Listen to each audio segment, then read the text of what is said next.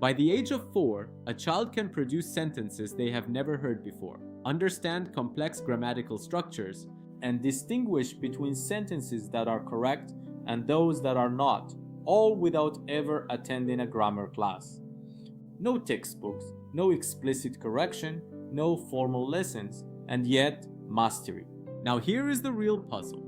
Children acquire language in a world where the input they hear is messy, incomplete, and limited.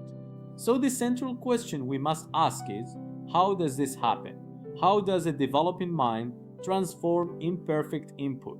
Over the past 50 years, scholars have proposed three major explanations: behaviorism, innatism, and interactionist perspectives. Where does language come from? Is it learned from the outside? Is it programmed from within? Or does it emerge from interaction? Let's begin with the earliest dominant explanation: behaviorism. Imagine language as a set of habits. Habits formed through repetition. Habits strengthened through reinforcement. Habits shaped by the environment. The most influential figure here is B.F. Skinner. According to his reasoning, language is learned the same way any behavior is, through imitation, practice, and reinforcement. Children hear language, they repeat it, and correct attempts are rewarded. We observe children repeating what adults say. But here is where the theory begins to crack.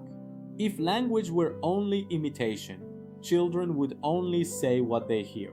Yet they don't.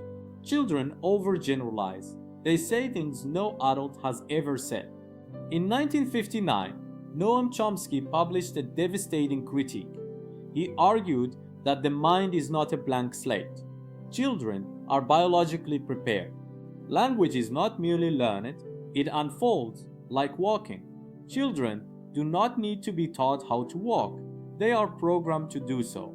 Chomsky proposed a built-in linguistic blueprint, universal grammar.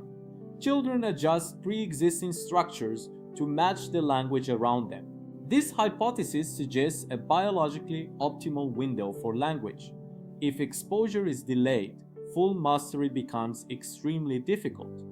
But why does interaction matter so much? To answer this, we move to the interactionist perspective, the interplay of biology and social world. Piaget argued that language builds on cognitive development, while Vygotsky believed it originates in social interaction and collaborative dialogue.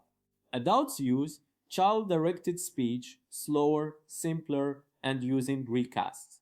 This provides adjusted input without direct correction. Input alone, however, is insufficient.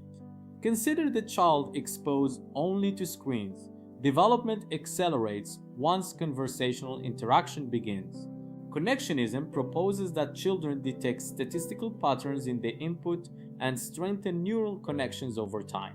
Language learning resembles other forms of cognitive pattern learning. Research also shows that bilingualism does not confuse children. In fact, maintaining the home language while acquiring another supports optimal development. Behaviorism is environment. Innatism is biology. Interactionism is both. Each theory explains part of this incredible phenomenon. What does this imply for second language learners? This is the question we will explore in our next topic. Thank you for watching.